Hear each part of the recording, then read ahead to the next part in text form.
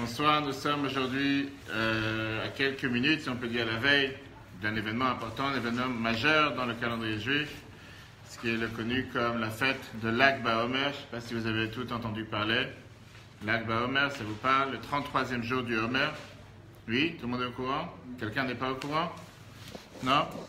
Au moment où on parle, il y a des centaines de milliers de personnes qui sont en train de converger vers Méron, en Israël, dans un des endroits les plus mystiques d'Israël, si on peut dire, à part le Kotel. C'est le deuxième endroit en Israël qui est visité le plus par touristes, juifs et non-juifs sans différence, et particulièrement cette semaine, et surtout ce soir et demain, et Shabbat qui suit.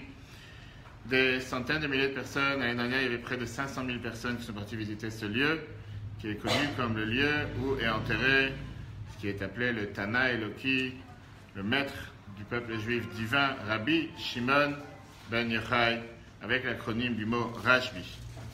Ce qu'on va parler ensemble ce soir, c'est essayer de comprendre, essayer de découvrir l'amour d'après la Kabbale. Qu'est-ce que ça veut dire l'amour d'après la Kabbale? Tout simplement, qu'est-ce que ça veut dire aimer? Est-ce qu'on peut obliger quelqu'un à aimer? Est-ce que c'est facile d'aimer? Qu'est-ce que ça veut dire réellement aimer l'autre? Comment je peux vraiment aimer quelqu'un?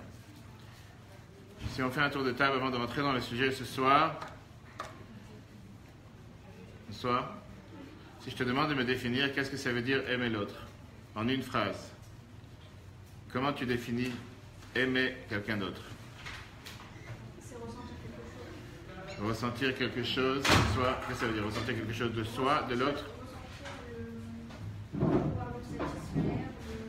Pouvoir satisfaire l'autre. C'est comme ça que tu aimes l'autre. D'accord. Donc si tu n'arrives pas à le satisfaire, ça veut dire que tu ne l'aimes pas. Peut-être que la personne... Bon, d'accord. C'est un sentiment et donc c'est pas quelque chose qui est obligatoire. Non. Tu peux vivre avec quelqu'un d'autre sans l'aimer? Oui. Ok. Donc pour toi, aimer l'autre, si je résume, ça veut dire pouvoir le satisfaire.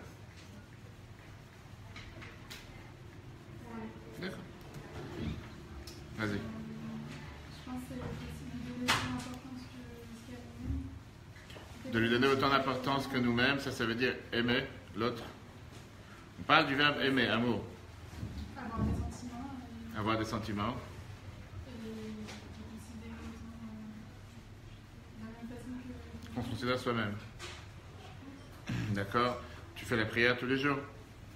On dit dans le schéma, tu aimeras Dieu, ton Dieu. Ça veut dire que tu as des sentiments pour Dieu, tu le considères autant que tu te considères. C'est ça que tu viens de dire. On parle d'amour. C'est le même mot. Ok, en tout cas, je résume. Avoir des sentiments pour l'autre, le considérer autant que tu te considères toi-même. Oui? Ok. Vas-y. Je dirais que c'est un attachement, un lien qu'on a avec une personne et être à son écoute. Être à son écoute, ça veut dire C'est-à-dire savoir ressentir ce qu'il aurait besoin ou sur le matériel. le ressentir, elle a dit. Toi, tu as dit satisfaire et toi, tu as dit attachement. Être attaché à l'autre. Comment tu es attaché avec une corde, quelque chose? Non, par les sentiments. Attaché par les sentiments. D'accord. Aussi d'être, comment on dit, d'être De se sentir obligé envers l'autre. Comme ça. Ok. Bonsoir. Karine. Je ne demanderai pas le poids et la taille. Qu'est-ce que ça veut dire aimer? C'est un lien aussi, mais c'est un lien aussi qu'il faut s'apprendre et un lien qui est aussi uni avec les parents et les familles. D'accord. Oui, on parle d'amour en général, pas forcément avec un amant ou un amoureux. Après, le fait de vouloir faire plaisir à des personnes, enfin, c'est des sentiments naturels. Est-ce qu'on peut t'obliger à aimer? Non. Elle a dit tout à l'heure justement que aimer, c'est un sentiment. C'est-à-dire qu'il y a... Hein? Apprendre à aimer. On peut apprendre à aimer. Je vois que le niveau il est très haut ce soir. On va avoir du mal à avancer. Vas-y. Moi, je pense que ça part aussi d'un don de soi. Don de soi. C'est-à-dire que je pense qu'on ne peut pas aimer une personne si on ne donne pas aussi un intérêt, une place chez nous, en fait. Lui donner une place chez nous, c'est comme ça que tu aimes la personne. Bah oui, c'est comme pas, il faut créer un sentiment et. D'accord. C'est-à-dire, en 2 mots, si je résume, tu sais.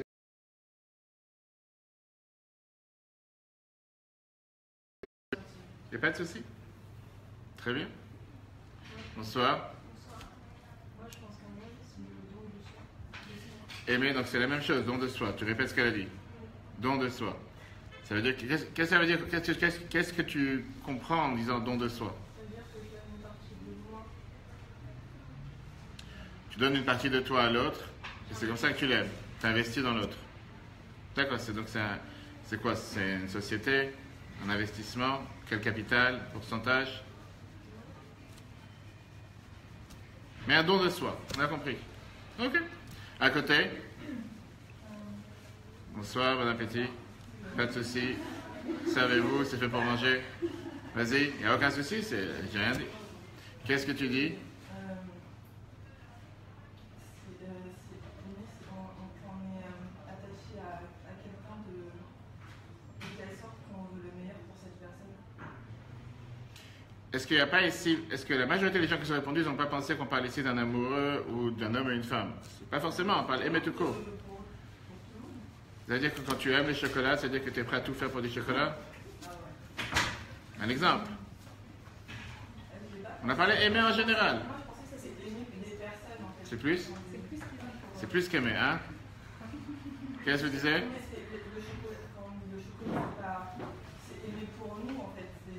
C'est-à-dire que tu t'aimes toi-même, tu n'aimes pas le chocolat. C'est pas Parce qu'en général, si tu aimes quelque chose d'autre, tu ne vas pas le manger. ouais, c'est ça. D'accord. Donc qu'est-ce que ça veut dire amour pour toi? C'est vouloir le meilleur pour la personne. Pour le meilleur pour la personne. Même si c'est à ton détriment? Peut-être que dans certaines formes extrêmes, C'est-à-dire que tu es marié, ce soir tu as décidé de vouloir faire une chose et ton mari il a décidé de faire autre chose. Puisque tu veux lui montrer que tu l'aimes, tu préfères faire ce qu'il veut faire et ne pas faire ce que toi tu veux faire. Et ça c'est une preuve d'amour? Même si tu en souffres? je sais pas que ça évite la souffrance, mais C'est important ce que tu viens de dire. derrière, après, Ça veut dire que je peux aimer l'autre tout le temps que ça ne me dérange pas. Si j'ai bien compris. ça dépend de quelle souffrance on parle. Je viens de donner un exemple. Tu as décidé que ce soir tu vas aller dans une fête de Lac Baomer. Ton mari il a décidé d'aller faire autre chose. Il a un match de foot, il a un match de rugby, il a autre chose, peu importe. Quelque chose qui ne te parle pas, ça ne t'intéresse pas. Lui il a décidé qu'il va aller là-bas. Toi tu ne veux pas aller là-bas. Tu viens de dire qu'on est prêt à satisfaire l'autre. Je te demandais, même si c'est à ton détriment. Tu m'as dit ça dépend jusqu'à où? Jusqu'à la vie? Faire un sacrifice. Donc c'est-à-dire même si tu seras malheureux ce soir, mais tu veux lui montrer que tu l'aimes, et donc tu es prêt à lui donner, à lui laisser faire ce qu'il veut, même si toi tu seras malheureuse. Oui? Tu n'es pas marié. J'ai déjà fait ça pour une amie. D'accord. Elle voulait aller à la patinoire et moi j'ai pas été à la patinoire. D'accord. Et du coup j'étais à la patinoire pour elle. Pour elle. Et tu étais en train de pleurer tout le temps. Chaque minute à la patinoire, tu étais en train de Elle pleurer. a plutôt aimé, D'accord. mais elle était tellement contente que ça m'a fait plaisir. Ok.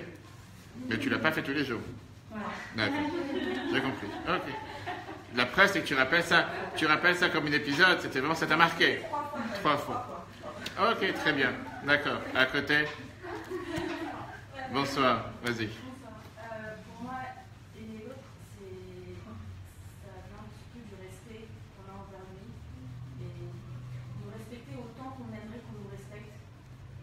Donc, pour moi, c'est de considérer son opinion autant qu'on aimerait qu'on respecte ce qu'on a à dire aussi. Vraiment faire ce qu'on aimerait qu'on nous fasse, tout simplement. De respecter autant qu'on aimerait qu'on nous respecte. Donc encore une fois, tu n'es pas la première à le dire. Tu es en train de répéter ce que plusieurs disent, que je suis prêt à t'aimer à condition que tu me prends en considération. Si jamais tu me prends pas... Respecter, ça, je trouve que c'est pas vraiment la même chose. Quoi. Ok, Le respect n'a pas été évoqué, il me semble. Donc je dis, aimer l'autre, ça veut dire respecter l'autre. Comme tu aurais voulu qu'il te respecte à toi. S'il te manque de respect, ça veut dire qu'il ne t'aime pas. Si le manque de respect, c'est que. Pas forcément, ça dépend après si c'est sur le ton de la colère, ça dépend de la situation. Mais Pardon. Donc tu pourras toujours trouver des circonstances atténuantes. on pourra éventuellement. Il y a toujours quelque chose qui pourrait expliquer, ça peut expliquer son manque de respect. Mais après, est-ce que c'est justifié? Ça dépend. D'accord, on n'est pas dans un tribunal. D'accord. Ok, à côté. Bonsoir.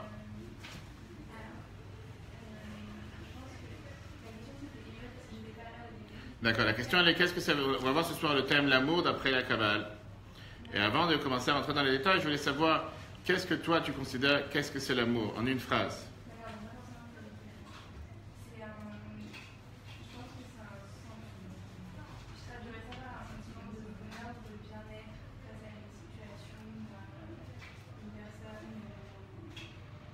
Avoir un sentiment de satisfaction, de bien-être ou de bonheur. D'accord. Et donc, le moment où tu n'as pas de bonheur ou de bien-être, il n'y a pas lieu d'aimer. C'est pas forcément le bonheur et le bien-être. Fin 84, c'est social. Parce que tu peux vivre avec ton mari sans s'aimer, et parfois, quand il y a un moment de bien-être ou de bonheur, on va s'aimer. Non. Non. Non, je pense que quand je dis bien-être et bonheur, c'est plus quelque chose de soulagement.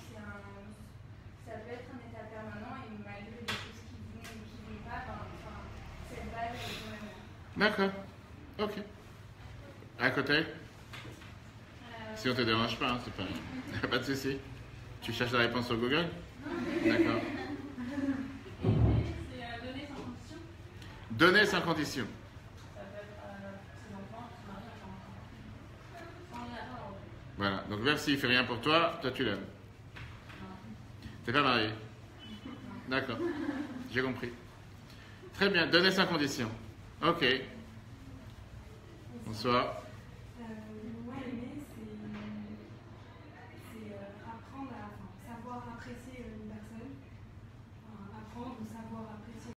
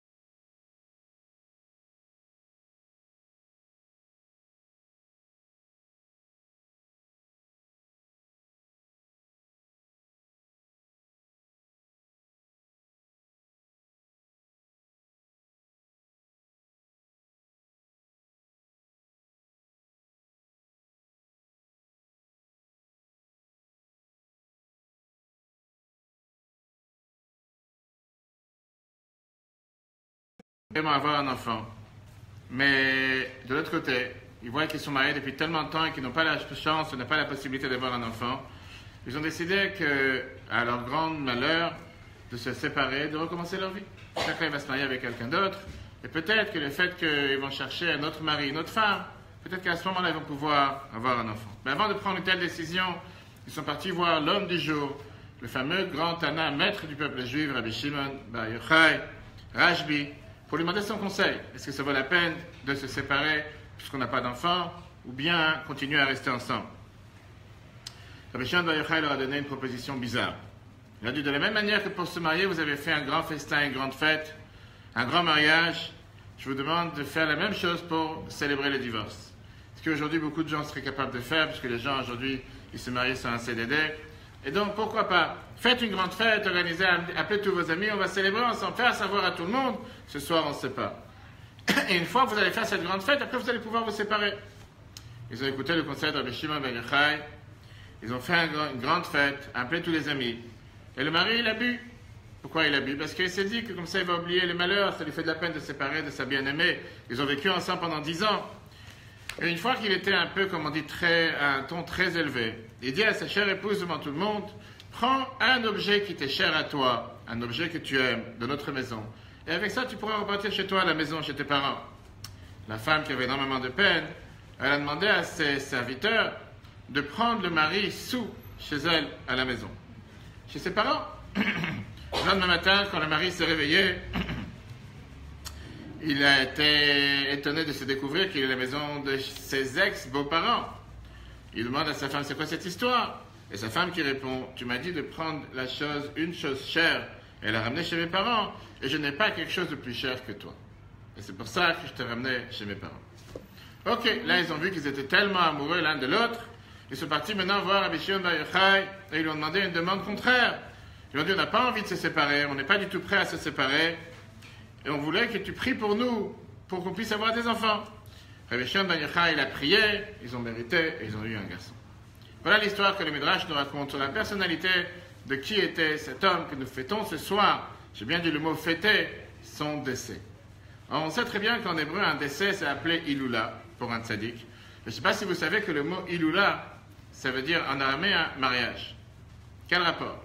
Quel rapport le fait qu'un tzaddik part de ce monde et on fait de ça une grande fête, à tel point que ce soir, si vous allez à Méron, vous avez encore le temps de prendre l'avion et d'arriver, vous allez voir qu'il y a des danses et à l'orchestre et des chansons toute la nuit, pendant 24 heures, des danses et des chants. Pourquoi? Parce que c'est le jour du décès de Rabbi Shimon Bar Yochai. Quel rapport? D'abord, le personnage. Le personnage, c'est un personnage qui est mystique, mythique, si on peut dire, unique.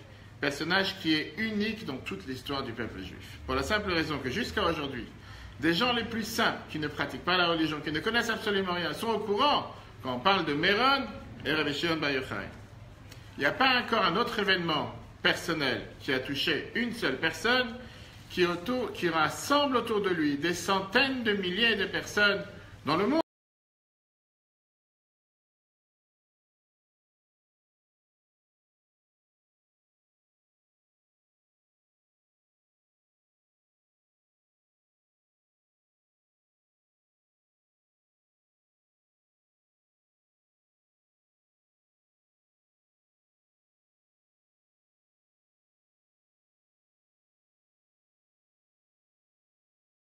Que les gens commémorent sa date de décès. L'ami de Rabbi Shimon Bar Yochai, sa date de décès, c'était dimanche qui vient de passer, le 14 hier, Rabbi Meir Baal Hanes, aussi connu, aussi enterré à Tibériade. Encore une fois, peut-être connu, mais ce n'est pas forcément le personnage comme Rabbi Shimon Bar Yochai. Des centaines de milliers de juifs font le voyage, bonsoir, des centaines de milliers de juifs font le voyage vers Méron, qui n'est pas proche, et ils vont pour se réjouir avec cette grande joie de Rabbi Shimon Bar Yochai de place à table. On a des centaines de milliers d'enfants qui vont dans les parades de Lag BaOmer, surtout quand c'est dimanche, dans le monde entier, en Israël, même demain, même si ce n'est pas dimanche, à tel point que c'est un jour de fête nationale en Israël. Demain, les enfants n'ont pas école. C'est un jour de fête, de congé national. C'est un jour qui est attaché avec un épisode qui s'est passé avec une personne, Rabbi Shimon Bar Yochai. Ce n'est pas un jour de fête, ce n'est pas Shavuot, ce n'est pas Sukkot, ce n'est pas Pessah. Quel est le secret de Rabbi Shimon Bar Yochai? Comment ça se fait qu'il a réussi à rassembler tellement du peuple juif à travers toutes les générations? On parle ici d'une histoire d'il y a 1900 ans environ. Ce n'est pas hier ni avant-hier. Comment est-ce possible? Qu'est-ce qu'il avait de temps particulier à tel point que jusqu'à aujourd'hui le peuple juif célèbre et commémore ce jour de Lag BaOmer?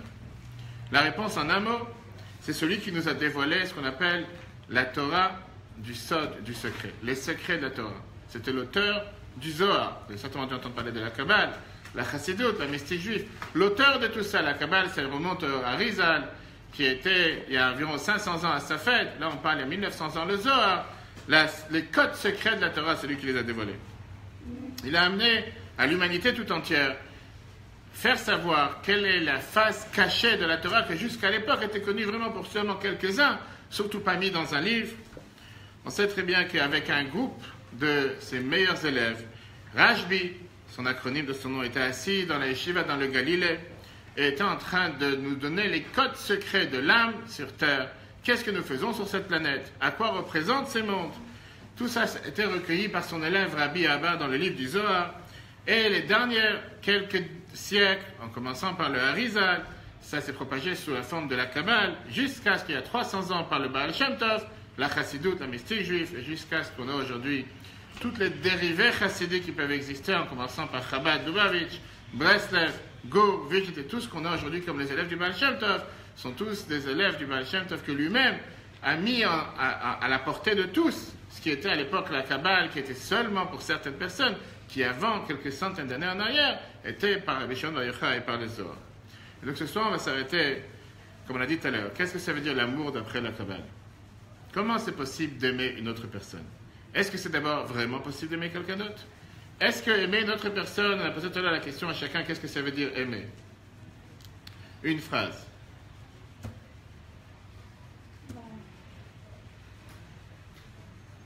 Elle n'a pas encore répondu parce qu'elle a dit qu'elle réfléchit. Tu peux prendre le même choix. Tu veux réfléchir. Ok. Je vois que les gens, c'est très compliqué. Quand on tape sur Google amour et tout d'un coup, toutes les réponses, tout d'un coup, on demande à quelqu'un, définis-moi ce que ça veut dire amour, c'est très difficile à répondre. On va voir comment une notion de la chassidoute, une notion de la mystique juive peut changer notre vie, peut transformer notre vie. Parfois des conflits, parfois des mauvais sentiments, parfois quelqu'un il ressent quelque chose envers une autre personne, un proche, et parfois quelqu'un, on va dire, il se rend amer, sa vie n'est pas heureuse pour une simple bêtise. On va voir comment la chassidoute nous comprend, nous donne la clé, comment, parfois, si on a les pions corrects dans la tête, on peut toujours être heureux, on peut toujours aimer, sans distinction, sans rapport avec qu'est-ce que l'autre fait ou ne fait pas, comme certains ont dit tout à l'heure. Parce que la question qui est posée, c'est la question qui revient à ce qu'on vient de voir ce Shabbat. Ce Shabbat, on a lu dans la paracha Kedoshim, la paracha qui nous parle avec plus d'une cinquantaine de commandements, dans laquelle la fameuse phrase qui est écrite Ve'ahavta lereacha kamocha. Tu aimeras ton prochain comme toi-même. Et la question qui est demandée, est-ce que vraiment on peut aimer chacun tout court? Je ne rentre pas maintenant dans les détails, aimer chacun comme soi-même. Qu'est-ce qui se passe avec des personnes qui ne méritent pas d'être aimées? Des gens qui sont toujours coléreux, des gens qui sont toujours en train d'embêter les autres. En venant ici, j'ai vu le malheureux McDo qui hier, il a été brisé toutes les vitres, vous savez, sur le boulevard d'Hôpital. Juste à côté, c'est à quelques centaines de mètres d'ici, avec les casseurs et tout ce qui s'est passé hier dans le quartier. Il y a des gens qu'on se dit, on n'a pas envie de les aimer. On n'est pas obligé d'aimer tout le monde. Qu'est-ce que ça veut dire quand la Torah te dit, tu aimeras ton prochain comme toi-même? Avant de rentrer dans les détails des questions, cette notion d'aimer l'autre, l'amour du prochain, c'est une notion qui est en contact direct avec l'Ag BaOmer. Pourquoi? Parce que c'est le jour par excellence qui nous montre qu'est-ce que ça veut dire l'amour du prochain. Comme on a dit tout à l'heure, bien sûr qu'aujourd'hui, ce qu'on commémore, c'est le jour du décès de Rashbi, Rabbi Shimon Bar Yochai. Mais on remonte à un événement qui s'est passé quelques dizaines d'années avant, du fait que c'est le jour où l'épidémie qui a tué les élèves de Rabbi Akiva s'est arrêtée. De quoi on parle? C'est très bien qu'il y avait une période qui a duré 33 jours. On n'est pas clair exactement. C'était quand ces 33 jours? Est-ce que c'était depuis Pessah jusqu'à ce soir? Ou est-ce que c'était depuis Rosh Chodesh Iyar jusqu'au 3 Sivan, dans lequel 24 000 élèves de Rabbi Akiva étaient en train de mourir avec une épidémie? Et finalement, ils ont arrêté de mourir. Et la Gemara nous dit pourquoi ils étaient en train de mourir. C'était une grave épidémie qui s'est passée à l'époque. Parce qu'ils ne respectaient pas les uns les autres, comme certains ont dit tout à l'heure. Pas parce qu'ils n'aimaient pas les uns les autres, qu'ils ne respectaient pas les uns les autres. Or, on sait très bien que c'était les élèves de Rabbi Akiva. Que Rabbi Akiva est celui qui, dans la Torah, nous dit « Tu aimeras ton prochain comme toi-même ». Ça, c'est la base de toute la Torah. Alors, comment est-ce possible que le maître donne une telle notion d'aimer son prochain comme soi-même, et ça, c'est la base de toute la Torah? Et ses propres élèves sont morts du fait qu'ils n'ont pas respecté les uns les autres. Et là, justement, on rentre dans les détails. Je connais dans un autre cours cette semaine, pour voir en replay sur l'application eTorah, la notion différente entre amour et respect qui sont totalement différents. Pas forcément parce que quelqu'un il aime, il peut respecter l'autre. Et pas forcément parce que quelqu'un il respecte l'autre, qui forcément il aime. Ce sont deux notions différentes. Là, la Torah, elle ne te dit pas qu'ils n'ont pas aimé les uns les autres. Ils n'ont pas respecté l'un l'autre. Quelle différence entre les deux? Mais avant de revenir sur cette histoire, aujourd'hui, c'est aussi le jour que le décès s'est arrêté. Cette épidémie s'est arrêtée, ils ont arrêté de mourir. Yas, pour les Séfaradim, ils ont l'habitude d'arrêter les lois de deuil aujourd'hui. L'Ag BaOmer, ils commencent à faire des mariages, à se couper les cheveux.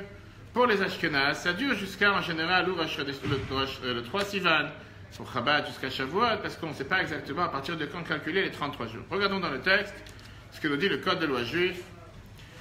Chiffre 1, le Shulchan Aruch, chapitre 493.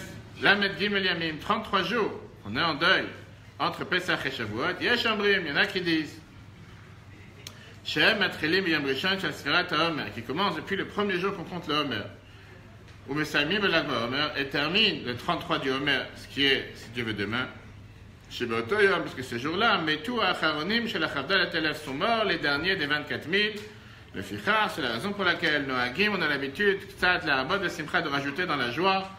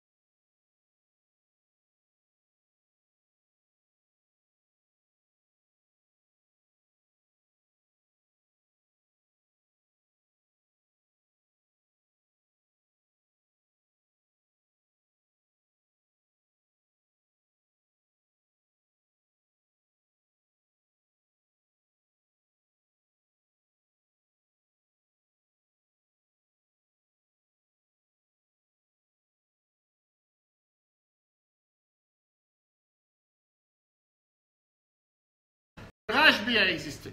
Rabbi Shimon Bar Yochai qu'il est décédé. Comme on l'a dit tout à l'heure, c'était le jour de sa joie. Parce que le mérite de Rabbi Shimon Bar Yochai, on sait très bien que le jour du décès d'un tzaddik, c'est un jour qui est porteur de bénédiction.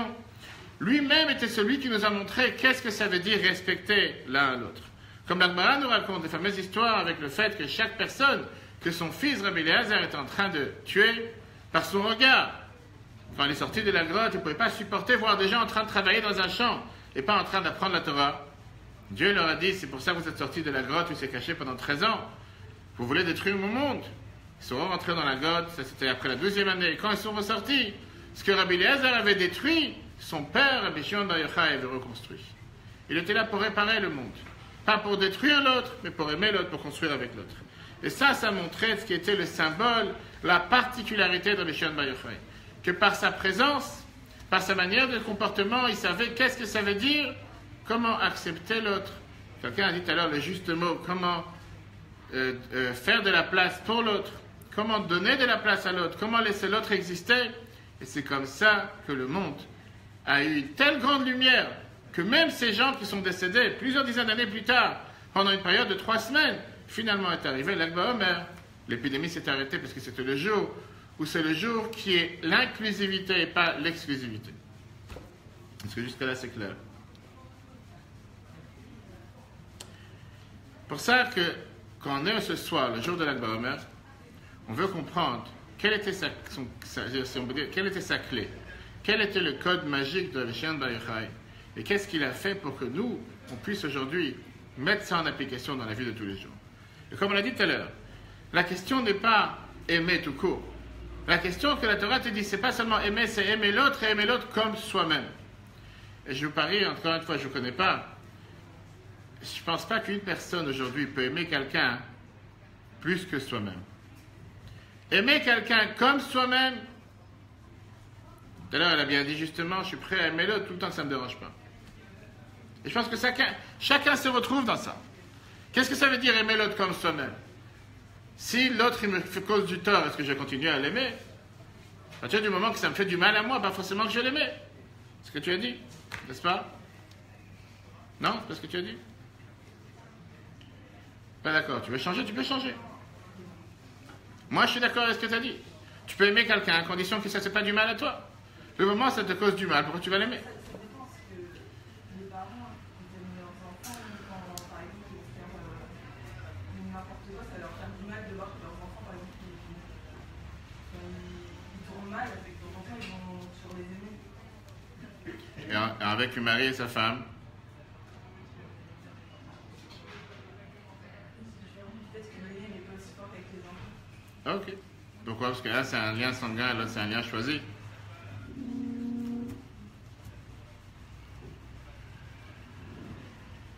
Rien à dire. Après, ça dépend ce qui se passe, quoi. On va voir, on va tout de suite voir. Oui? Qu'est-ce que tu disais? Non, à côté, c'est différent. Un enfant et un parent, c'est différent. Pourquoi? C'est ce que j'ai dit, parce que l'un, c'est choisi et l'autre, c'est inné, si on peut dire. Ok, on va voir, on va y arriver. Le tzaddik Rabbi Moshe Leib de Sassor raconte qu'il était quelqu'un qui était un des maîtres de la chassidoute en Europe. Une fois, il a dit, j'ai appris de 2 non-juifs sous, qu'est-ce que ça veut dire l'amour? Vous connaissez l'histoire? Une fois, il est rentré dans un... À l'époque, il y avait des auberges, dans les petits quartiers, comme on a aujourd'hui les brasseries, les bars. Et il voit 2 paysans sous, en train de rigoler l'un avec l'autre, en train de faire des blagues l'un contre l'autre. Jusqu'à ce qu'un, il s'exprime à l'autre en disant, Ivan, est-ce que tu m'aimes? Pose une question. C'est qu'on dit dans la Torah que quand rentre le vin, sort le secret. Il lui dit, bien sûr que je t'aime. Il dit, alors Ivan, dis-moi, tu m'aimes vraiment?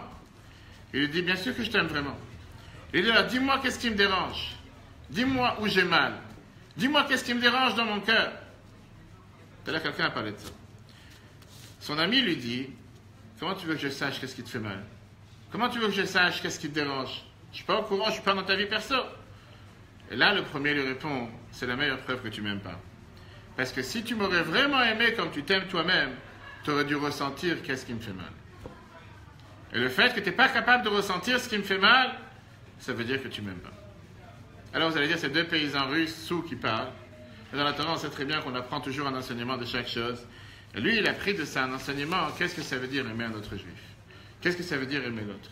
Si tu n'es pas capable de dire ce qui me dérange, Si tu n'es pas capable de dire ce qui me fait mal, tu ne m'aimes pas vraiment. Tu t'aimes par le bien que je peux t'apporter, mais ce n'est pas que tu m'aimes à moi. Parce que si tu m'aimerais à moi vraiment, tu aurais dû être capable de ressentir qu'est-ce qui me dérange. Facile à dire, pas facile à faire. Viens la Torah, elle te dit que l'amour, le mot amour, ahava, en hébreu, c'est pas juste quelque chose qui est un fonds de commerce. Pour faire des publicités, pour faire des films. Dans les Sefer HaEkrim, c'est écrit que ahava, le mot amour en hébreu, c'est le compte numérique 13. Aleph 1, et 5, bet 2, et 5 égale 13. 13 égale le mot echad. Echad qui veut dire l'unité de Dieu. Dieu est un, Hachem echad, Dieu est un. Qu'est-ce que ça veut dire que l'amour représente le chiffre 13 qui représente 1? L'amour, ça veut dire la capacité de transformer deux âmes en une seule âme. C'est plus deux choses, c'est une seule chose. C'est pas qu'il y a ici dans la maison moi et toi. C'est qu'il y a une personne qui est peut-être de deux moitiés. C'est d'ailleurs ce qu'on explique par rapport au mariage. Que nous sommes deux moitiés d'âme, que sous la choupa, on s'est réunis, nous sommes redevenus la seule âme qu'on était auparavant, que Dieu il a fait en sorte qu'une demi-âme, une moitié d'âme s'est mise dans le corps d'un homme, une moitié d'âme dans le corps d'une femme. Et au moment de la choupa, cette âme s'est rassemblée, s'est réunie. Ça, c'est ce que ça veut dire l'amour. Vous allez dire qu'a priori, c'est mystique, spirituel. Malgré que nous sommes des corps matériels, au final, on peut dire ce qu'on veut, que nous sommes un et qu'on est mariés ensemble et que nous sommes une seule personne, mais il y a deux personnes dans la maison. Il y a bien deux corps. Dans la voiture, on prend deux places, on ne prend pas une place. À table, on prend deux places. Qu'est-ce que ça veut dire que nous sommes un? Viens la Chassidoute t'expliquer comme quoi. Qu'est-ce que ça veut dire aimer l'autre? Ça veut dire être capable, pas seulement de ressentir l'autre, de ressentir sa peine, de ressentir sa douleur, d'être comme si je suis vraiment l'autre. Ce que l'autre ressent, je ressens. Ce qui dérange l'autre me dérange. Ce qui fait plaisir à l'autre me fait plaisir. On ne parle pas maintenant dans la pratique, on parle dans la théorie. Comme tout à l'heure on a parlé des parents, parfois des parents ne dorment pas la nuit parce qu'un bébé pleure. Ils ne sont pas en train d'entendre les souffrances du bébé qui pleure ou de l'enfant qui pleure. Ils entendent leurs propres souffrances. Ça leur fait mal à eux. Et la preuve, c'est que quelqu'un d'étranger qui est à la maison, pas forcément il va être tellement dérangé du fait que cet enfant il pleure. Un parent, puisque c'est son enfant qui pleure, il va le ressentir beaucoup plus proche que quelqu'un d'autre. C'est que l'autre, ça ne le dérange pas qu'un enfant pleure. C'est pas sa douleur, c'est pas sa souffrance. Quand c'est un enfant, son propre enfant ressent, c'est sa propre douleur. Viens ici la Torah dans la paracha qu'on vient de dire ce Shabbat, elle met une bombe sur la table. Tu aimeras ton prochain comme toi-même. La Torah, elle vient, elle te dit, il y a une règle générale, tu dois aimer tous les juifs de manière universelle, sans différence. Même ceux que tu ne peux pas les supporter. La Torah est d'accord sur le fait qu'il y a des gens qu'on ne peut pas supporter. La Torah est d'accord sur le fait qu'on n'est pas fait pour être tous avec le même masque, la même figure. On est tous différents. On restera toujours différents. On pourra jamais, même si on fera toute la chirurgie plastique possible et imaginable. C'est juste la façade qui sera peut-être la même. À l'intérieur, on restera différents. Viens la Torah, elle te dit, peu importe les différences, on doit tous s'aimer comme soi-même. En deux mots, je dois aimer tout le monde sans différence. On va tout de suite voir que les questions qu'on demande ce soir, ce ne sont pas des questions qu'on demande ici, c'est des questions qui sont demandées dans les plus grands livres. Regardons le chiffre 2. Vayikra, qu'on a lu ce Shabbat, chapitre 19, verset 18. Lotikom velotitor et ne'amecha, tu n'as pas le droit d'être jaloux, tu n'as pas le droit de te venger par rapport aux gens de ton peuple. Ve'ahavta l'ereacha kamocha, tu aimeras ton prochain comme toi-même. On parle ici d'un ordre. Tu n'as pas dit si tu veux. On n'a pas dit si tu ressens. Tu aimeras. C'est pas toi de décider. Ani Hachem, je suis Dieu. Le Rabbi demande ici 3 questions. Première question, comment tu peux obliger quelqu'un à aimer? Qu'est-ce que ça veut dire tu aimeras si j'ai pas envie? Je vais proposer.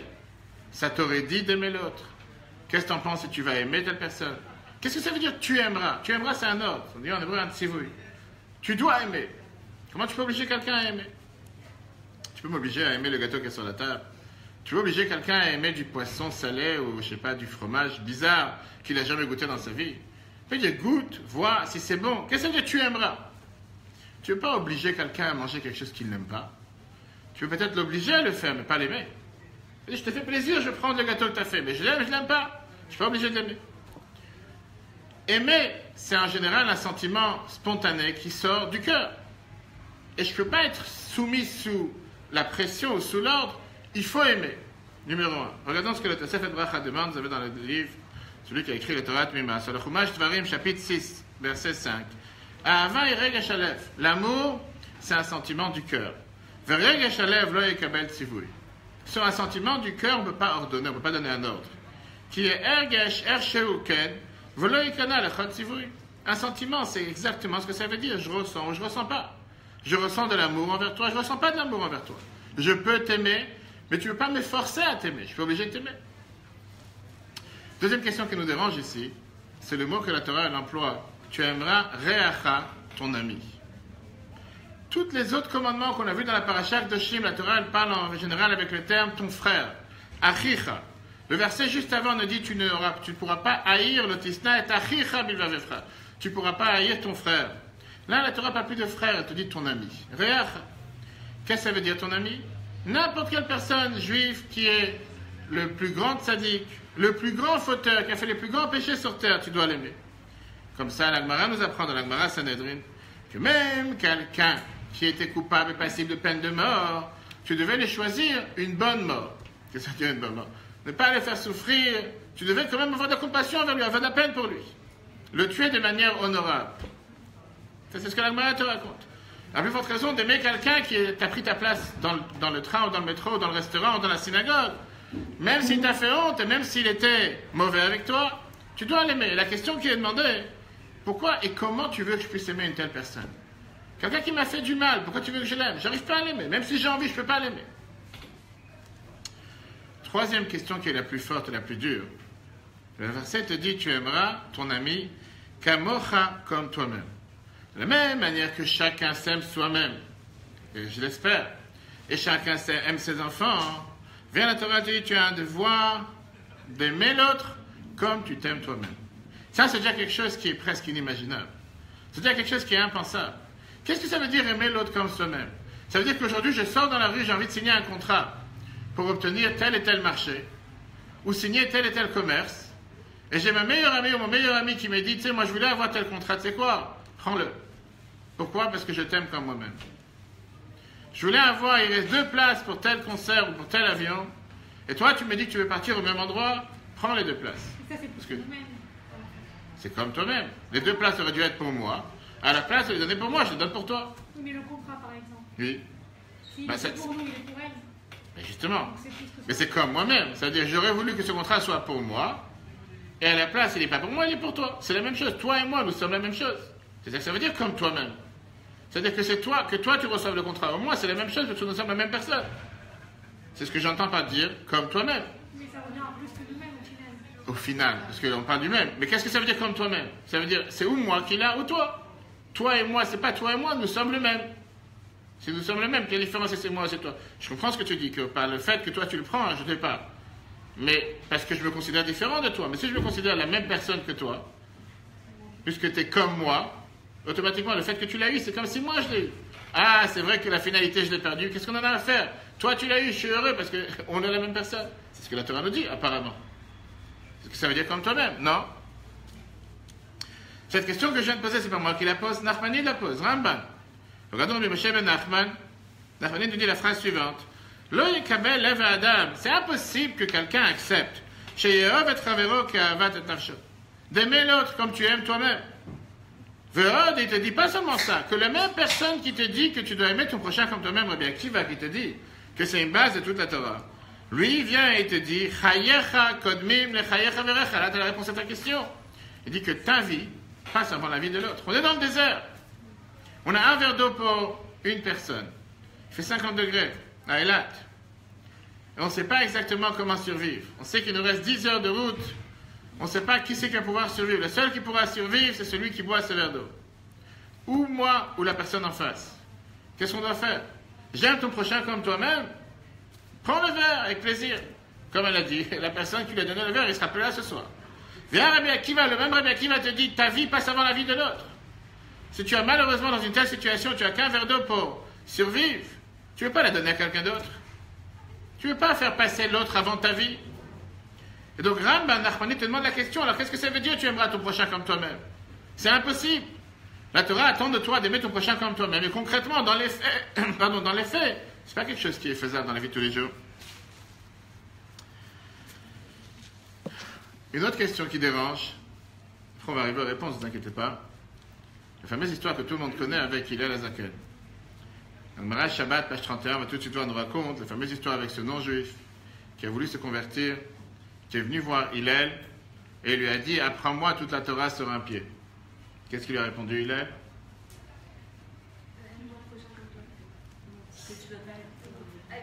Vas-y. Ne fais pas à l'autre ce que tu ne donnes pas en face. Et après, et la suite? Tu as déjà dit 2 phrases. Et bravo. Il lui a dit la chose suivante. Il lui a dit, ce que tu veux pas qu'on te fasse, ne fais pas aux autres. Ça, c'est toute la Torah. Et tout le reste, ce sont des commentaires. Tu peux imaginer une telle phrase. Qu'est-ce que ça veut dire? Tu aimeras ton prochain comme toi-même. Quand l'autre, il vient et lui dit, apprends-moi toute la Torah sur un pied. Il dit, tu vas prendre toute la Torah sur un pied, c'est facile. Ce que tu veux pas qu'on te fasse, ne le fais pas aux autres. Tout le reste, ce sont des commentaires. Qu'est-ce que ça veut dire, une chose pareille? La Bible te demande, qu'est-ce que ça veut dire qu'une mitzvah qui est, en général, de la société, vivre en société normale? Comment tu peux me dire que ça inclut des centaines de commandements comme Shabbat, Kasher, sacrifice? Ça, c'est des commentaires. Le plus important, fais pas ce que tu veux pas qu'on te fasse. Ça n'a pas de sens. Comment tu peux dire que ça, c'est toute la Torah? Regardons la question que la Gemara Shabbat 31 demande,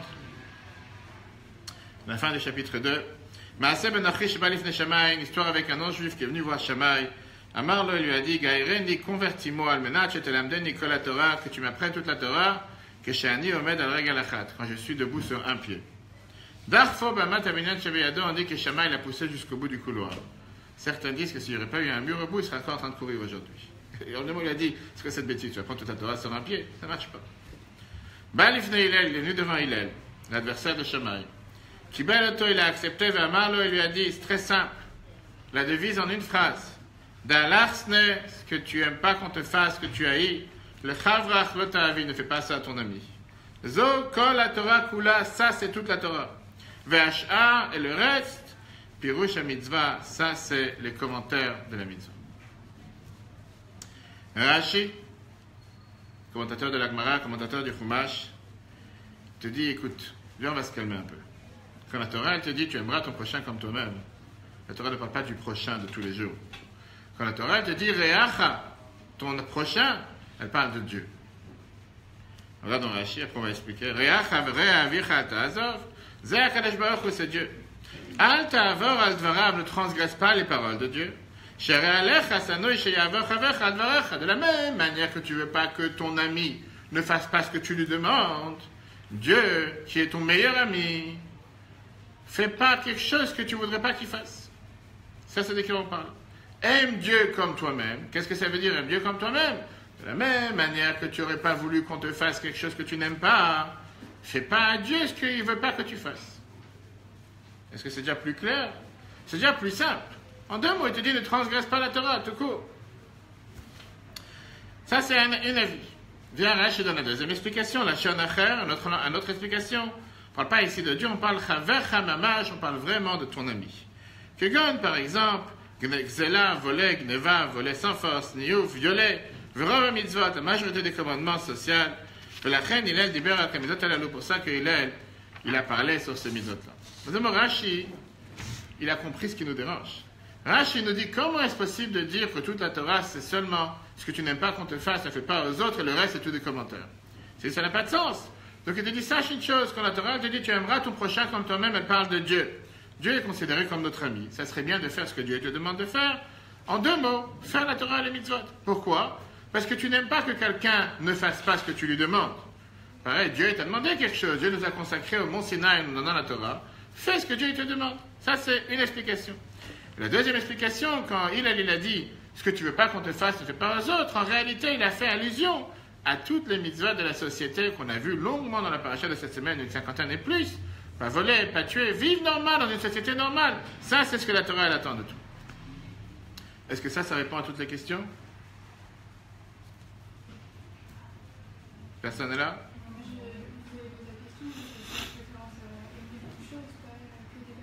On va y arriver.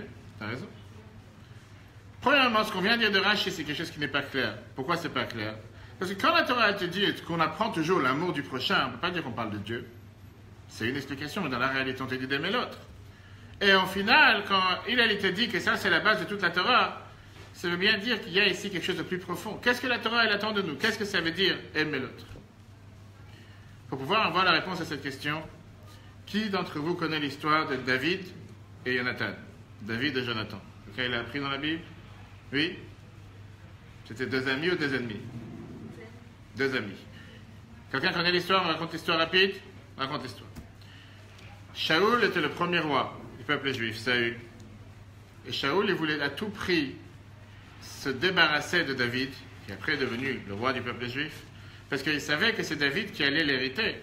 Vous savez que la généalogie commence à se transmettre la royauté dans le peuple juif. Il savait que ça allait être David et pas son fils Jonathan. Donc il a tout fait pour mettre David de côté. On dit parfois en France que pour s'assurer que le prochain président, ce n'est pas celui qu'on ne veut pas, on le donne Premier ministre, on est garanti qu'il ne sera jamais président. Vous avez entendu, il ne faut pas aller dans la politique. David, il a senti la haine que Shaoul avait contre lui. Et il a demandé à son fils, le fils de Shaoul, Jonathan, j'ai envie de tester, voir combien ton père est contre moi. Qu'est-ce qu'il a tellement contre moi? Arrive le jour de Rosh Chodesh, premier jour du mois. David, il est parti de la maison de Shaoul pour aller chez ses parents manger le repas du soir. La famille de Shaoul est assise à table. Et le roi, il s'énerve avec la fameuse question Madoua loba ben Yishai gam pol gam shilshom el alachim. Pourquoi Ben Yishai, le fils de Yishai, en parlant du roi David, n'est pas venu manger avec nous ce soir? Où il a disparu? Jonathan, fils de Shaoul, répond tranquillement à son père que David, il est parti chez ses parents pour faire un sacrifice, pour manger. Il a le droit de partir, il n'est pas obligé d'être ici avec nous tous les jours. Shaoul, il s'énerve et il demande à son fils comment tu es capable de protéger ton concurrent? Tu sais très bien que vous êtes concurrents sur la même place. Si David devient le prochain roi du peuple juif, toi, tu ne seras pas le roi. C'est ou toi ou lui, il n'y aura pas de roi. Et là, tu es en train de le protéger alors que tu sais qu'il risque de prendre ta place. Et Jonathan n'a pas répondu, il a continué à protéger David. Ramban Nachmanim nous dit, ça c'est la notion de qu'est-ce que ça veut dire amour. Pas comme tu as dit tout à l'heure. Qu'est-ce que ça veut dire amour? La Torah ne te dit pas que tu dois sentir de l'amour et être uni avec tout le peuple juif. C'est impossible, c'est impensable, c'est inimaginable. On est différent, on restera différent. On ne peut pas aimer tout le monde. La Torah vient et te dit, sois capable de donner des louanges. On dit en hébreu le mot lefargen. D'être capable de reconnaître vers l'autre ce que tu aurais voulu qu'on reconnaisse en toi.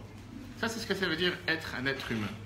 En 2 mots, comme j'ai dit tout à l'heure, on aime tous l'autre à condition que je sois un peu plus que l'autre. On peut tous aimer l'autre, il ne faut pas que ça me dérange de trop.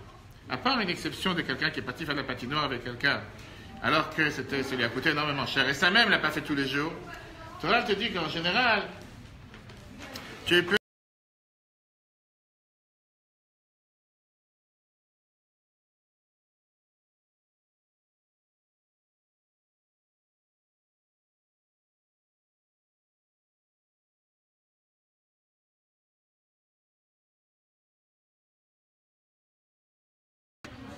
Tout est calculé par rapport... C'est bon?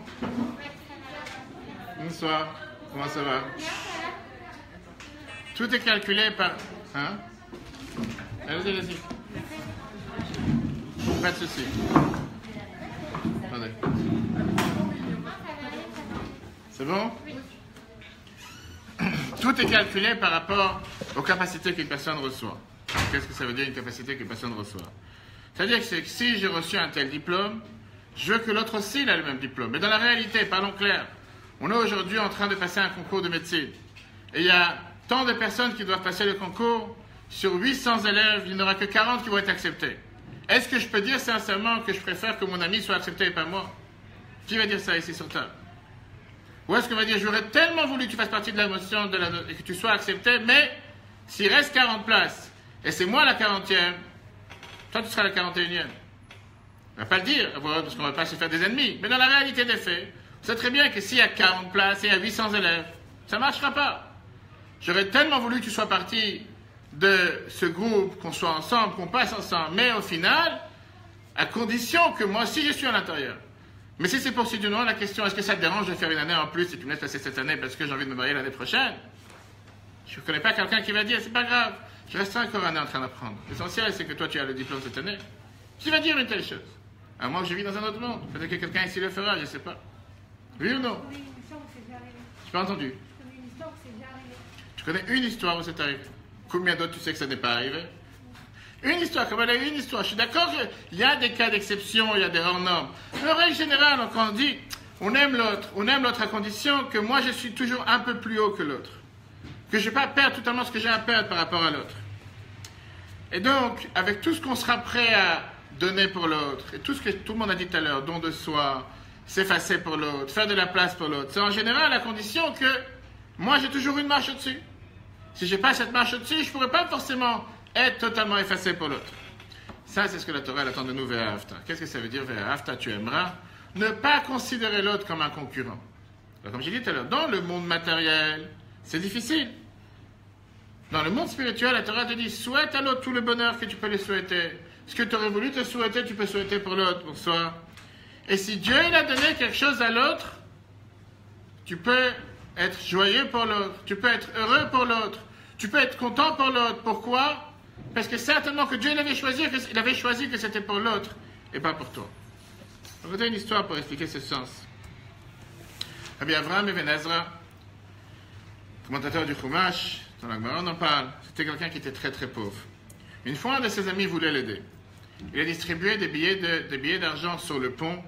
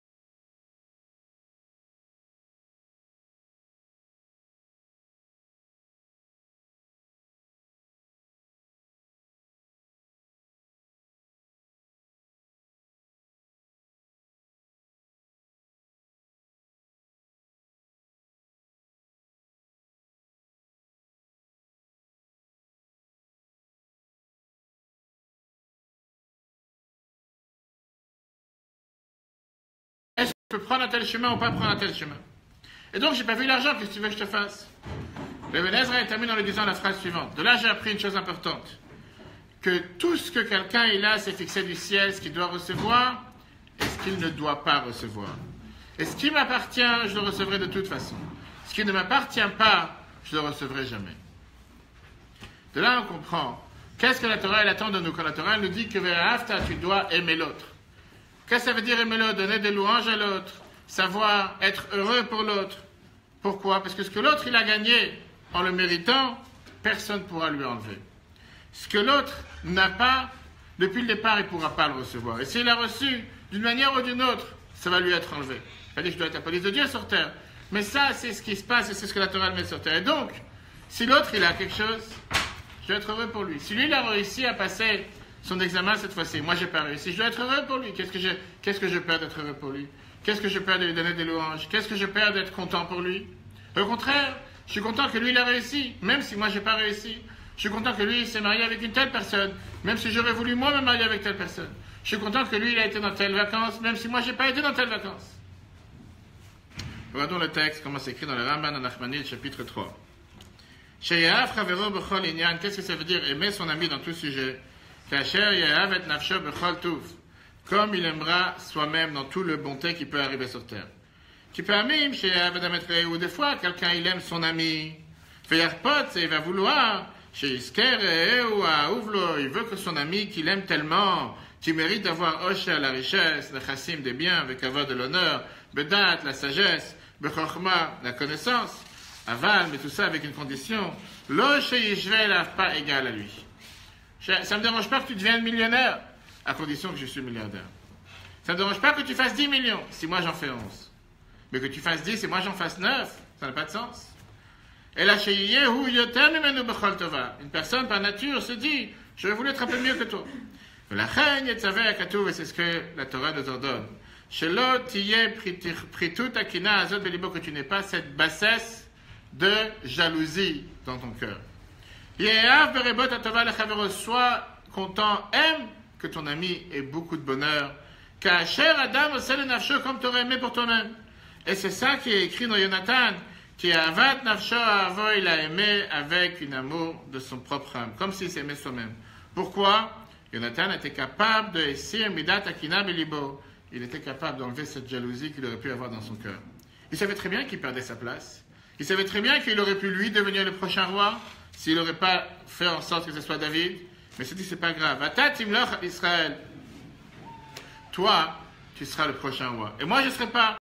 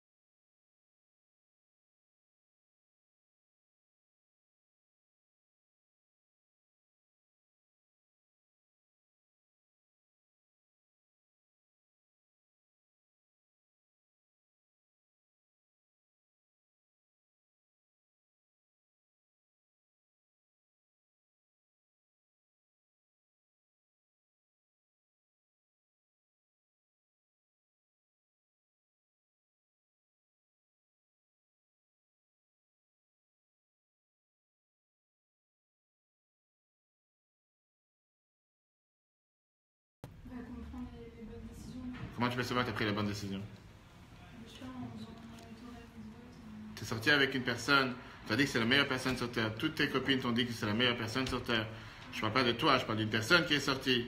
Et malheureusement, 1 mois, 2 mois après le mariage, ou 1 semaine, ou 6 mois après le mariage, tu te rends compte que tout ce qu'on t'a vendu sur cette personne, c'était un pervers, c'était une personne des plus tordues sur Terre. Tu vas voir toutes tes copines, de tous les gens qui t'ont parlé.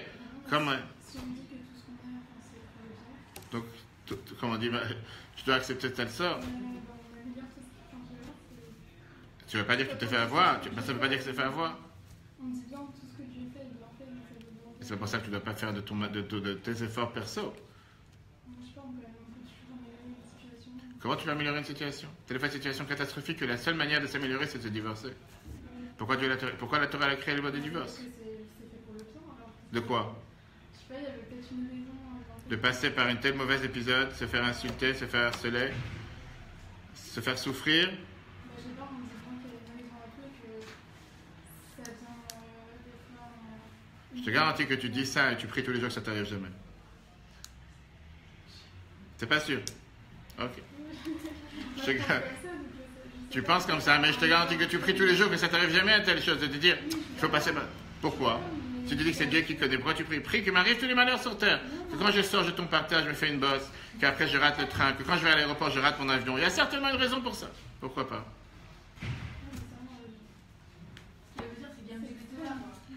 Facile à dire, mais facile à dire. Tu le mets dans l'application tous les jours. Donc, quelqu'un qui s'est marié avec une mauvaise personne, tu lui dis tant pis pour toi? Je demande une question.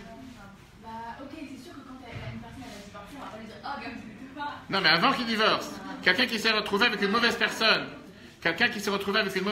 tu vas lui dire, Gamzu le Tova, qu'est-ce que tu veux? C'est ton sort.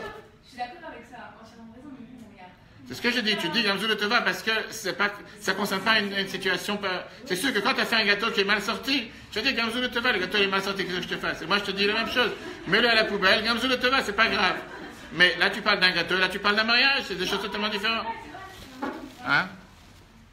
Et ça revient à ce qu'on a dit tout à l'heure, que tout le temps que ça ne me concerne pas moi-même, c'est toujours à dire pour l'autre. Ah, t'as raté ton avion, Gamzu le Tova, c'est pas grave, t'as raté ton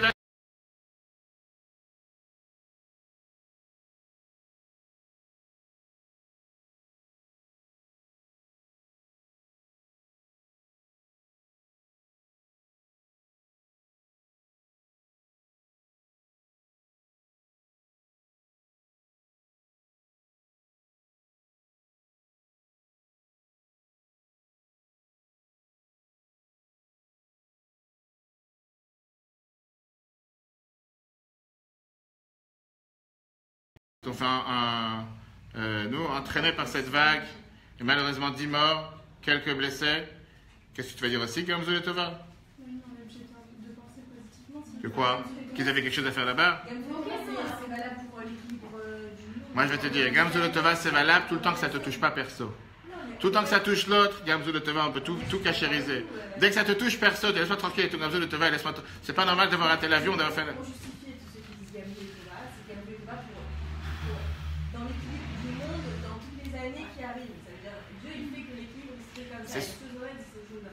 Pour la personne, pour la situation, je suis d'accord, Gamzou et Tova, Ok. Je sais pas, on a affaire à des extraterrestres. J'ai personnellement pris tous les jours dans la prière, tous les matins, la première des choses qu'on dit, Al Tevienu Liden Isayon. Qu'est-ce que ça veut dire, Al Tevienu Liden Isayon? Ne nous amène pas à l'épreuve. Tous les matins, tu pries à Dieu. Pourquoi tu ne mets pas à l'épreuve? Pour la personne, c'est. Ça, tu dis, Gamzou le Tova, tu aurais dit Dieu tous les matins, envoie-moi toutes les épreuves sur terre possibles et imaginables. Comme ça, je pourrais dire Gamzou le Tova. À moins qu'on a. Hein? Mais on sait que plus Non, haut c'est ça, pas la question. il y a autre chose. Enfin, non, de nos yeux, on ne voit pas, mais. Tu demandes à Dieu d'envoyer des épreuves, oui ou non? Non. Non, c'est tout. Ça s'arrête là. Il n'y a pas à tourner en rond. Si nous envoie, Il n'y a pas Messi, tu demandes qu'il ne t'envoie pas. D'accord. C'est tout. quoi la question La question que je demandais tout à l'heure, c'est concrètement, dans la théorie, facile à dire. J'ai pas envie, je suis pas mauvais avec mon concurrent, ça me dérangera pas qu'il y ait un concurrent, je vais aimer l'autre de toute façon. Mais au final, dans la réalité des faits, qu'est-ce que ça veut dire? Comment est-ce possible d'aimer, de s'attacher à l'autre, alors que tu sais qu'il y a des choses qui font qu'on ne peut pas s'attacher? Qu'est-ce qui fait que je ne regarderai pas sur tout ce qui fait qu'on doit se détacher, et malgré tout ça, rester attaché? Quel est le code secret? On est d'accord avec ça même, d'accord? Hein? Pour enlever l'orgueil, il faut Éliminer l'orgueil. Comme j'ai dit tout à l'heure, j'ai pas envie d'aller à la patinoire. Lui, il veut aller à la patinoire. Ça veut dire que je suis orgueilleux parce que j'ai pas envie d'aller à la patinoire. J'ai le droit d'avoir un goût différent. C'est un travail. Quel travail? Alors, c'est ce qu'on va voir tout de suite. On va voir ce que Rambam nous dit. Rambam nous dit le code secret qui est expliqué dans la Chassidoute. Que beaucoup de gens s'imaginent qu'un sentiment, c'est quelque chose qui est spontané. C'est quelque chose qui vient de nulle part. C'est une crise de folie. Le coup de foudre. Les gens ils s'expriment. J'ai décidé que la Torah elle est 100% contre cette idée. La Torah te dit qu'un sentiment, c'est quelque chose qui est né par une conscience ou sous-conscience que tu as dans ton cerveau. N'importe quel amour humain qu'on peut développer, c'est parce qu'on comprend pas seulement les qualités de la personne, l'aspect de la personne, la situation de la personne, mais rien même te dit c'est parce que dans la tête, tu as réussi à arriver à la compréhension. Qu'est-ce que ça veut dire aimer l'autre? Et puisque tu l'as compris, tu as engendré, tu as enfanté ce sentiment d'amour envers l'autre. Ce n'est pas quelque chose qui est venu spontanément. Ce n'est pas quelque chose qui est venu d'un coup de foudre. C'était le coup de foudre, on s'est rencontrés à la plage, on s'est rencontrés au restaurant et on a décidé que la Torah ne tient pas d'une chose pareille. La Torah tient que ça vient par la connaissance, l'intelligence. Regardez comment Rambam écrit ça dans le chapitre 4.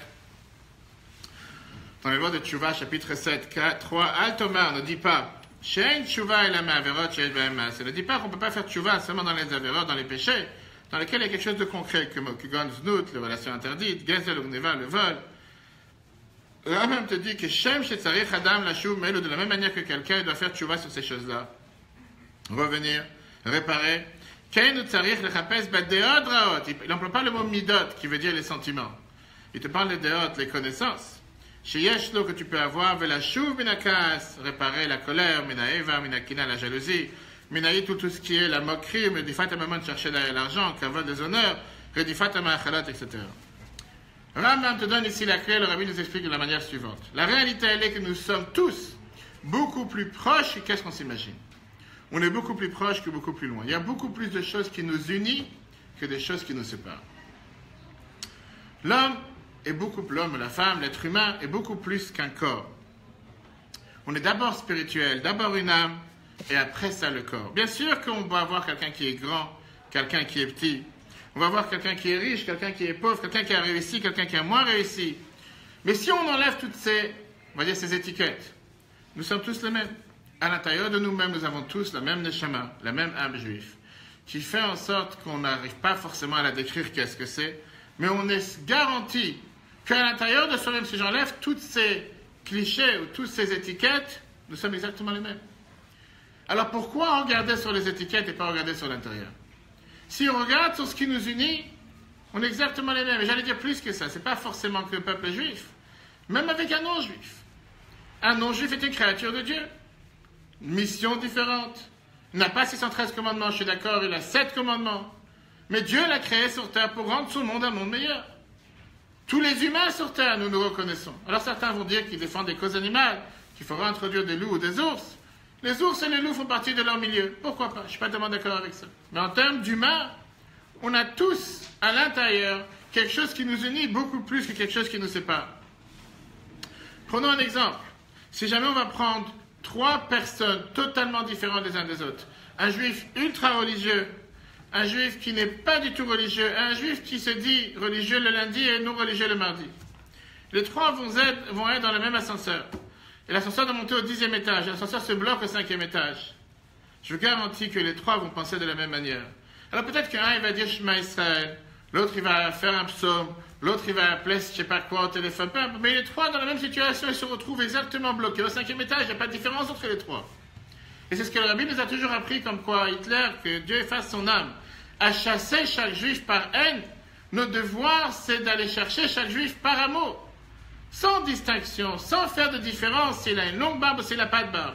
S'il a une kippa sur la tête ou il n'a pas de kippa du tout. Quelle différence de la manière comment il s'appelle ou comment il se comporte? À partir du moment qu'il a une âme juive, cette âme juive, c'est ce qu'on appelle chelek elokam imal, une parcelle divine, il n'y a aucune différence de qu'est-ce qu'il va faire ou ne pas faire. Je ne regrette pas par rapport à l'étiquette qui est placée sur lui. Je ne regrette pas par rapport à ce qu'il fait ou ce qu'il fait jaillir de sa personnalité. Mais je le regarde par rapport à ce qu'il est au plus profond de lui-même. Et plus que le plus profond de lui-même, c'est une neshama, c'est une âme, avant d'être un corps, automatiquement, il a toutes les qualités sur terre qu'il doit avoir. Et il n'y a pas de raison sur terre que je ne le regarde pas avec le même amour que je regarderai moi-même, parce que son âme, c'est mon âme. Son âme, c'est une parcelle divine, mon âme, c'est une parcelle divine. À la racine, nous sommes tous les mêmes. D'accord, pas d'accord? Abstrait, pourquoi? Dis-moi pourquoi. Si on a un conflit avec quelqu'un, en fait, c'est bon, on a une parcelle divine, on est une, alors on est. Enfin, il n'y a pas de raison pour ça. Je t'ai dit tout à l'heure qu'à la base, on a bien dit au départ qu'au final, on ne pourra jamais aimer tout le monde. Non, je suis d'accord, mais je suis d'accord avec ça. Hein, mais d'accord. Dans le concret de tous les jours, ça peut justement lier, dire ça ne peut pas forcément résoudre le problème. Je n'ai pas dit que ça résout les problèmes, mais ça ne résout aucun problème. Je vais te demander une question. Quand tout le monde a entendu ce qui s'est passé la semaine dernière jeudi, je ne connais pas une personne qui s'est réjouie, qui n'est pas quelqu'un de normal, et je ne connais pas une personne qui n'a pas été triste. Mais moi, je te demande la question, est-ce qu'avant l'événement, tu as connu une de ces 9 filles qui se sont fait tuer, ou personne n'a connu? Je parle de tous ceux qui sont ici, personne ne les a connus. Une personne normale ne s'est pas sentie triste. Ça, c'est ce que ça veut dire l'amour du prochain. 100%. Un être humain, comme j'ai dit tout à l'heure, pourquoi pas? On a le droit de se sentir de la peine quand on entend qu'un non-juif a eu un malheur. Sérieusement, quand tu entends hier que le McDo à côté se fait caillasser, se fait massacrer, se fait déchirer sans aucune raison, par des voyous qui n'ont absolument rien dans la tête et rien à faire que de détruire ce qui appartient à l'autre, ça fait de la peine plus qu'autre chose. Pourquoi pas? Dieu nous demande le devoir de respecter ce qu'il a créé, ça, et de respecter son monde. Mais la Torah, ne pas oublier que la mitzvah de la Torah, par définition, une mitzvah de la Torah, c'est pour le peuple juif. Ça ne veut pas dire que la Torah te dit tu dois aimer ton prochain comme toi-même, c'est un juif, et un non-juif, tu dois le haïr. La Torah n'a pas dit ça. La Torah nous donne le devoir de respecter chaque être humain sur terre. Mais la mitzvah, là, c'est une mitzvah qui est pour le peuple juif. Et je ne te cache pas que c'est beaucoup plus difficile parfois. Et c'est pour ça que la Torah te donne cette notion. Donc je viens à ce que je viens de te dire. Bien sûr que dans les faits, bien sûr que dans la réalité, comme je t'ai dit, il y a des différences et les différences resteront. Mais au fin fond de soi-même, qu'est-ce que tu as en commun avec cette fille qui était en train de presque se noyer et qui a donné la main à 2 ou 3 ou 4 copines, je reviens dans les détails de l'histoire, et qui a fait en sorte qu'eux, ils peuvent sortir de l'eau et à cause de ça, elle est morte. Tu n'as rien en commun avec elle. Mis à part le fait qu'elle a une âme juive.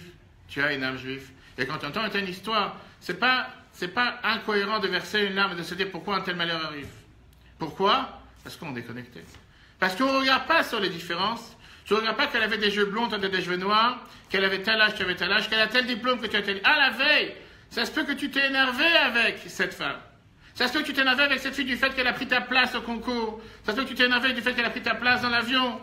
Mais quand ça arrive, finalement, à un tel moment crucial, toutes ces barrières tombent. Tu regardes sur l'essence de la personne. Et l'essence de la personne, c'est une neshama, et ça, c'est ce qui fait qu'on est lié. C'est la raison pour laquelle que c'est quelqu'un que tu n'as jamais connu, jamais entendu parler. automatiquement tu te ressens attaché avec la personne. Ce qui est beaucoup plus dur, j'allais dire, ce qui est beaucoup plus dur, c'est qu'on voit qu'on s'unit facilement quand il y a un malheur. Mais pourquoi on ne s'unirait pas facilement quand il y a un bonheur? Pourquoi on ne s'unirait pas? Ça, c'est la nouveauté de Rabbi Shimon Bar Yochai. De s'unir pas seulement quand tu ressens le malheur de quelqu'un. De s'unir quand tu ressens que quelqu'un a gagné un concours. Toi, tu ne l'as pas gagné. Je suis tellement heureux pour toi. Oui, à l'intérieur de moi-même, bien sûr, j'ai mon âme animale qui me dit que j'aurais bien voulu, moi, avoir cette place. Mais mon âme divine vient et me dit, tu sais quoi? Nous sommes frères et sœurs, nous sommes la même personne, je suis heureux pour toi. Et c'est ça que la Torah te demande de travailler dessus. Parce que bien sûr, malheureusement, parfois, quand il y a un malheur, on se sent tout de suite unis. Et c'est pour ça, si tu te rappelles ce qu'on a dit tout à l'heure, avec ces deux paysans russes, être capable de savoir ce qui me dérange, ce qui me fait mal, ça c'est ce que ça veut dire que tu m'aimes.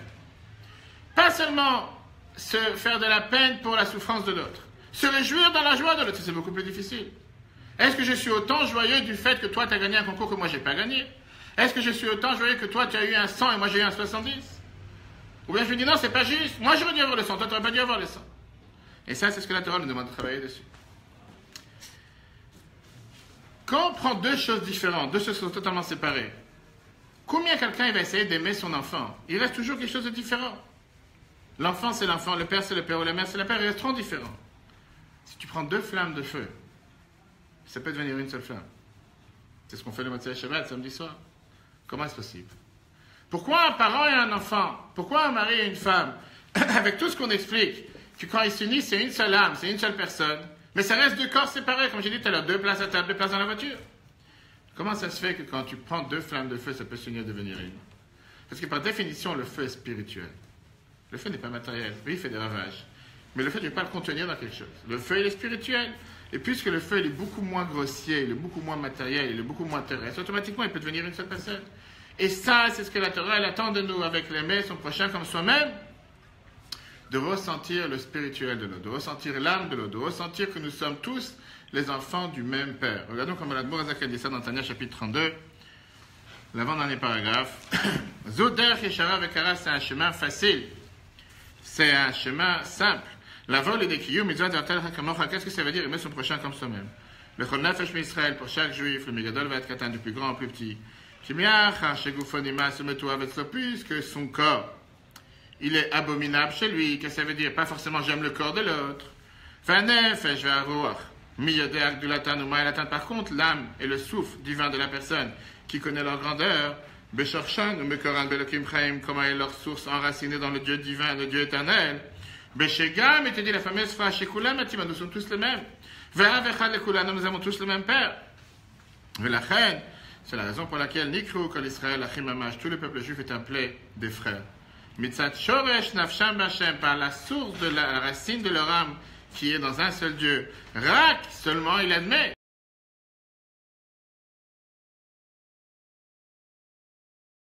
Sim Gufa Mika Venasham Tfela. Tous ceux qui considèrent leur corps comme l'essentiel, Venafsham Tfela et leur âme comme secondaire, Ifshar Liyot Ahava Ve'arva Amitit Benem. Écoutez la phrase que l'Admour Hazak nous dit, il ne pourra jamais avoir une vraie amour et une vraie entente entre eux, et là, Atluya Bedavar Bilvad. Seulement une d'amour qui dépend de quelque chose. Si je t'aime pour ton corps, par définition, je ne pourrais pas t'aimer vraiment. Parce que quand je te regarde, tu n'es pas un miroir. Ta figure n'est pas ma figure. Tes yeux ne sont pas mes yeux, tes oreilles, ton nez n'est pas mon nez. Et je ne peux pas vraiment t'aimer. Et en règle générale, si on approfondit, on n'a pas le temps ce soir, mais si on réfléchit réellement, qu'est-ce que ça veut dire aimer l'autre? On n'aime même pas l'autre pour son corps. En règle générale, quelqu'un qui aime une autre personne, c'est par rapport à ses traits de caractère, par rapport à son comportement. Il n'aime pas parce qu'il a un œil de telle taille et une oreille de telle taille. Peut-être, certains. Mais en règle générale, on aime l'autre par rapport à ce que l'autre représente, ce que l'autre fait jaillir de sa personne, comment l'autre il se comporte, les traits de caractère de la personne. Tout ce que tout le monde a dit tout à l'heure se rejoint dans aimer l'intérieur de la personne, le spirituel de la personne. On n'aime pas une personne parce qu'il fait 2 mètres de haut ou 3 mètres de large. C'est pas ça qui fait qu'on aime une personne. Ça, c'est ce que l'Admour Hazak attend de nous. Il te dit clairement que si tu aimes l'autre pour son corps, en 2 mots pour son matériel, c'est un amour qui dépend de quelque chose. Et un amour qui dépend de quelque chose, c'est un amour qui est fausse, qui est faussé. C'est quelque chose qui existe aujourd'hui, qui n'existera pas demain. Et c'est pour ça qu'on a le devoir de travailler sur aimer l'intérieur, le profond de la personne et pas l'extérieur.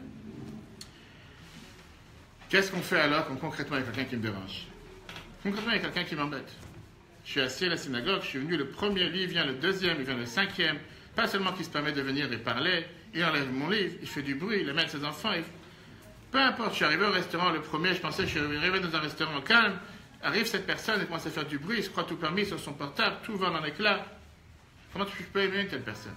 Non, nous sommes du même père, nous sommes la même âme. Puisque nous sommes la même âme, il faut que je l'aime. Au final, je ne peux pas le supporter.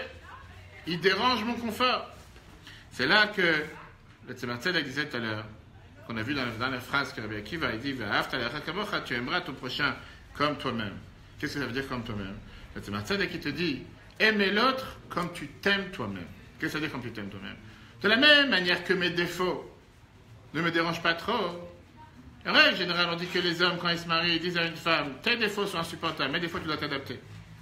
Viens, la Torah te dit que mes défauts ne me dérangent pas trop, je sais que j'ai des défauts. Qu'est-ce que tu veux? Je prie tous les jours que les gens acceptent mes défauts comme je suis. Je ne suis pas parfait, je ne pourrai jamais être parfait. Que les gens m'acceptent comme je suis. La Torah te dit exactement, applique le même plan Vigipirate pour l'autre. Si tu es capable de te dire que pour toi, tu trouves toutes les causes possibles et imaginables, toutes les circonstances atténuantes pour pardonner sur tes défauts, sois capable de faire exactement la même chose pour l'autre. Maintenant, on comprend la dernière question qu'on a dit, pourquoi Hillel HaZaken il a répondu à ce non-juif qui est venu se convertir. Ça, c'est la base de toute la Torah. Tout le reste, ce sont des commentaires. Pourquoi? La base de toute la Torah, c'est de considérer la vie spirituelle avant la vie matérielle. De regarder sur l'étincelle divine qui se cache à l'intérieur de chacun, et pas sur le corps qui est différent les uns des autres. Et les chassidim avaient l'habitude de dire la fameuse phrase, aimer son prochain comme soi-même, c'est la clé pour savoir si tu aimes Dieu, ton Dieu. Celui qui aime vraiment Dieu ne peut pas ne pas aimer les enfants de Dieu. Celui qui n'aime pas les enfants de Dieu, automatiquement, il n'aime pas Dieu. Il ne faut pas faire allusion à aucune religion, mais tout le monde comprend, qui se revendique aujourd'hui au effort de vouloir tuer au nom de Dieu. Comment tu peux vouloir tuer au nom de Dieu si tu n'aimes pas les enfants de Dieu? Si tu aimes Dieu, par la force des choses, tu dois aimer les enfants de Dieu. Car une personne ne peut pas dire « j'aime le père, mais j'aime pas ses enfants ». J'aime les enfants, mais j'aime pas les parents. Alors dans la vie réelle, certains pourront dire une chose pareille. Viens la Torah, elle attend de nous de se dire que puisqu'on aime Dieu, c'est un devoir que la Torah te dit d'aimer Dieu, automatiquement tu aimes les enfants de Dieu. Parce qu'ils sont les enfants de Dieu, pas parce qu'ils ont telle ou telle qualité. Regardons le Tanya comment il termine avec dans les paragraphes. Zéo Shamar Hillel HaZaken. C'est ça qu'il a dit Hillel, Al-Kiyum Mitzvah sur ce commentaire, sur cette mitzvah. Qui Zéo Kol HaTorah Kula, ça c'est toute la Torah. Veider Pirush Shaou, le reste c'est des commentaires. Pourquoi? Qui Yesod, Veshoresh Kol HaTorah, c'est quoi la base de toute la Torah? La Bia ou la Lot, à Nefesh à la Gouf, de faire passer, d'élever l'âme sur le corps. Adikara Veshoresh à Almin, jusqu'à que ce soit la racine de tout le monde, qui veut dire ne pas regarder sur nos différences, regarder sur ce qui nous unit. Et quand on regarde sur ce qui nous unit, c'est beaucoup plus grand sur les choses qui nous différencient. Avec ça, je pense qu'on a répondu à toutes les questions. S'il y a des questions qu'on n'a pas répondu, avec plaisir. Facile à faire? Qu'est-ce que ça veut dire aimer, si on résume?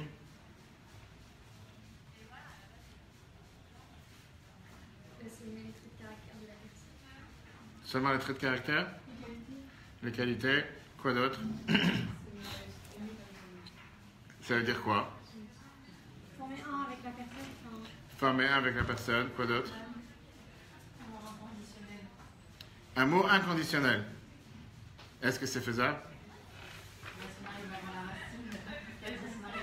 Ça, c'est le travail. Te dire que beaucoup de gens, et ce que j'entends de beaucoup de couples, que parfois ça marche à un sens et pas à deux sens, c'est malheureux. Parce qu'on est différents. Et parfois, tu as des gens qui sont prêts à tout donner et qui ne reçoivent rien en contrepartie. Pas seulement qui reçoivent rien en contrepartie, qui reçoivent le pire en contrepartie. Est-ce que pour certains ici vont dire Gamzou le Tova? Peut-être. Moi, c'est pas ce que je leur dirais. Mais la Torah, elle vient et te dit qu'encore une fois, c'est pas juste qu'on est là dans un mariage pour se dire moi je vais te donner à condition que tu me donnes. Il n'y a pas de condition que tu me donnes. Mais chacun doit venir vers l'autre. C'est pour ça que le Rabbi l'expliquait par rapport au mariage. Que c'est pas ici, pourquoi on appelle ça un édifice éternel, Binyan Adéad. Le Rabbi l'expliquait que c'est pas ici, moi je viens avec mon paquet, toi tu viens avec ton paquet, on va vivre sous le même toit. Chacun restera après le mariage, après qu'on s'est marié, exactement les mêmes qu'on était avant. Le Rabbi a dit ça une fois à une jeune fille qui est venue le voir. Que pense pas un instant que le moment où on s'est marié sous la choupa, on va devenir unis. on va venir en osmose, on va devenir une seule personne. Ça va être l'extase, on va ressentir l'amour 24 heures sur 24, 7 jours sur 7. La Bible écrit dans une réponse une vingtaine de lignes par sa main, très riche, en expliquant comme quoi, une fois qu'on se marie, le mari vient avec tout un fardeau, tous des bagages qu'il a eu pendant 20 ans, 25, 30 ans avant qu'il rencontre cette personne. La femme vient avec tous ses bagages et tous ses fardeaux. Et ça, c'est des bagages que chacun portera toute sa vie. Si quelqu'un pense un instant que parce qu'on s'est unis sous le même toit, on va effacer tous nos antécédents, on va effacer ce qu'on a fait depuis 20 ans, 25 ans, 30 ans ensemble, ça ne marchera pas.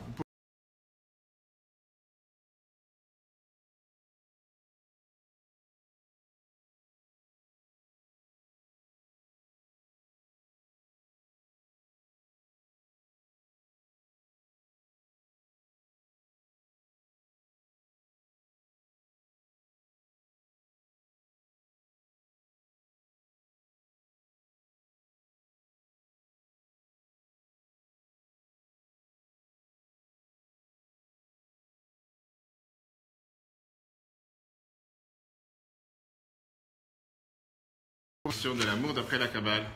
Qu'est-ce que ça veut dire aimer? Je garantis qu'on n'a encore rien appris parce qu'on parle. Quelle était la nouveauté de Rabbi Shimon Bar Yochai? Qu'est-ce qu'il a fait comme nouveauté pour le peuple juif en découvrant les secrets de l'âme? Ne pas regarder seulement sur la façade, mais regarder ce qui se passe derrière la façade. Et comme on parle du couple, encore une lettre qui me vient à la tête tout de suite, quand la Bible expliquait pourquoi on dit un édifice éternel pour le couple. En règle générale, quand on va acheter une maison, la majorité des gens, quand ils achètent une maison, ils cherchent toujours à savoir si c'est double vitrage, gaz ou électricité, si c'est côté est, côté nord, côté soleil, on va savoir. Aujourd'hui, on va demander s'il y a des panneaux solaires ou pompes à chaleur. Personne, mais vraiment personne, comme ça l'a bien écrit, s'intéresse aux fondations de la maison. Tout le monde s'intéresse à la surface. Tu vas acheter un pavillon, tu vas acheter un appartement, tu ne sais pas de quoi sont faites les fondations. Et pourtant, c'est eux qui sont la base pour que cette maison puisse se tenir. Combien de gens, j'ai l'habitude, j'habite en Seine-et-Marne, on va visiter des pavillons pour mettre des maisons à des gens, on va dans le garage, et on voit en général que dans le garage, il n'y a jamais la peinture, il n'y a jamais la moquette, il n'y a jamais du carrelage. C'est des murs en briques, c'est des briques ou du ciment brut, mais néanmoins, c'est ça qui est les fondations de la maison. Et c'est pour ça que quand on souhaite à un jeune couple, quand il va se marier, de fonder une fondation éternelle, que les fondations de la maison soient solides. Parce que la peinture, on peut la changer, le double vitrage, on peut changer, l'électricité ou le gaz, on peut changer, mais les fondations, on ne peut pas changer. Les fondations, s'ils sont mauvaises, la maison ne tiendra pas. On a un devoir d'investir dans les fondations, et ça, c'est ce qu'on vient de voir aujourd'hui. Ne pas regarder sur la façade, regarder sur les fondations. Très bonne soirée à toutes. Dieu fasse qu'on puisse toujours se voir que dans des moments joyeux. Le cours sera en replay sur l'application eTorah sur Google et Apple, eTorah, E-T-O-R-A-H. Et si Dieu veut, la semaine prochaine, mais en tout cas, le plus important, c'est de se rappeler que l'Ag BaOmer, ce n'est pas juste un cours, une notion, mais c'est quelque chose qu'on doit mettre en application tous les jours. Et comme je vous ai dit, pour vous garantir, ce n'est pas quelque chose de facile, c'est quelque chose de difficile, mais c'est sur ça qu'on doit travailler. Et grâce à ça, on fera de ce monde un monde meilleur. Très bonne soirée.